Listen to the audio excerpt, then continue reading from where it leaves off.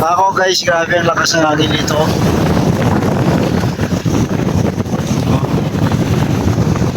So may bagyo yata na parating, no, sa atin. Ora nandito na ang bagyo. Grabe ang ulan po. Nag-native dito sa Manila yan guys ha.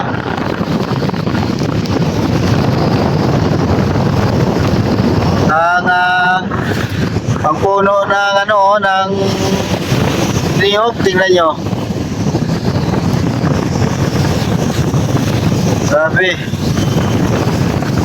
So dito yan sa Ruas Boulevard guys ha. Dito tayo sa may footbridge. Yan. Grabing hangin dito oh. Rinig nyo siguro ang rinig nyo ang kaluskos ng hangin. Grabe. Ang itim-itim na ulap, no? Yan, yan. Anong gawa mo dyan? Hindi nag-vlog. Wala mapuntahan eh. Natikot ako sa Robinsons, wala akong mapuntahan eh. Sabi ko dito na lang. O, tingnan nyo. Grabe oh. May bagyo yata ngayon, ano? Hindi ako naka-update sa Pag-asa eh.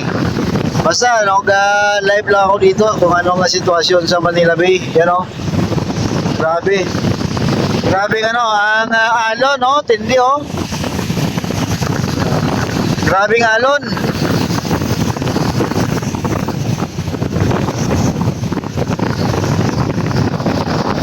Matang karagatan, grabe. Ano tawag dito, maalon.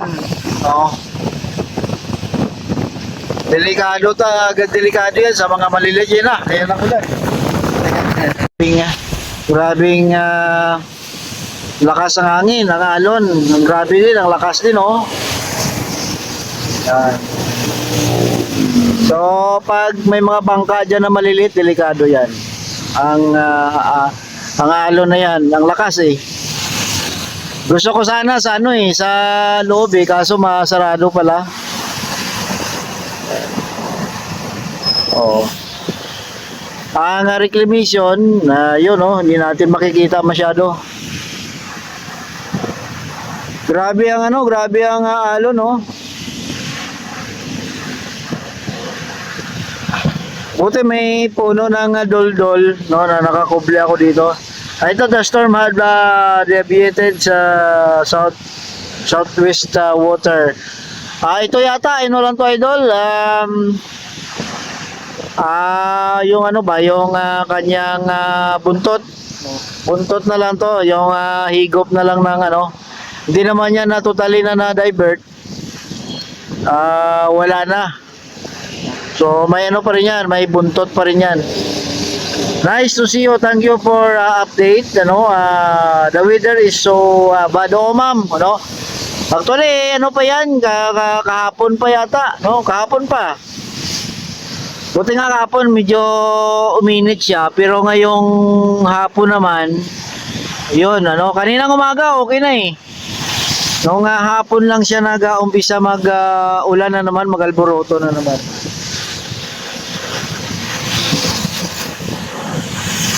Yan sama ng ngayon pa kaya nga nag-update ako eh para malaman nyo kung ano ang sitwasyon dito sa Manila Bay. Pero lumilingon-lingon lang ako sa likuran ko para akong magnanakaw. Kasi maraming nang hablot ng cellphone pag ganito. Pag ganito nga masama ang panahon, sinasamantalayan nila.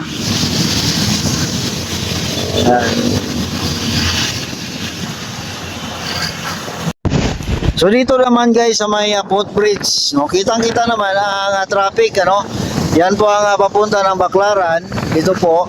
Ang kabila naman na yan ay papunta ng Divisoria. So wala masyadong traffic light or light to moderate ang traffic.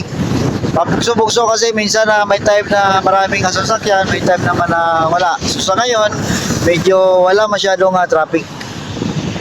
Pero dito sa Manila Bay guys, kitang-kita ang lakas ng hangin. Kitang-kita naman siguro sa ihip or sa puno ng niyog, yan kitang-kita ang lakas. At saka ang Dolomite ngayon ay sarado dahil nga sa sama ng panahon. No?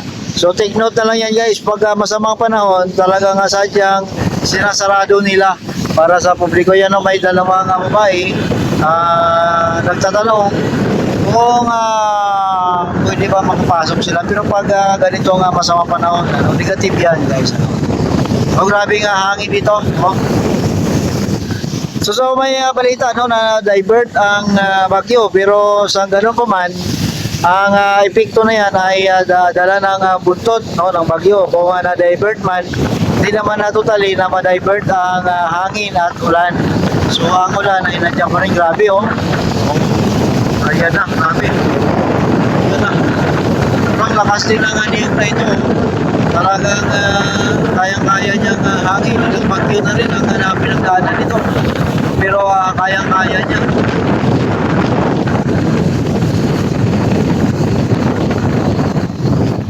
Grabe.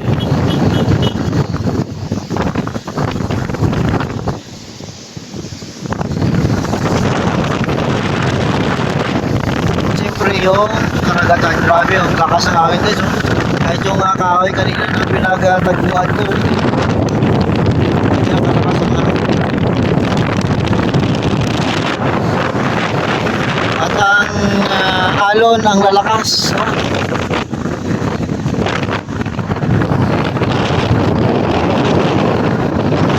Sinasadya ko na marinig ko ang taluskus ng hangin talaga. Para ma-imagine nyo kung gaano kalakas ang hangin dito sa Manila Bay.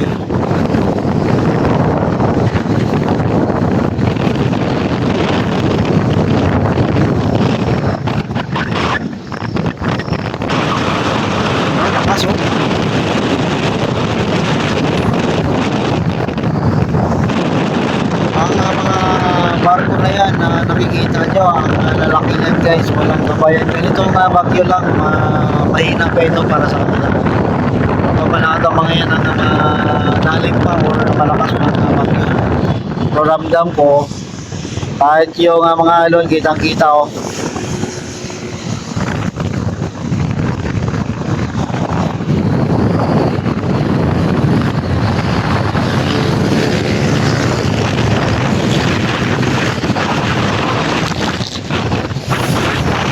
lakas.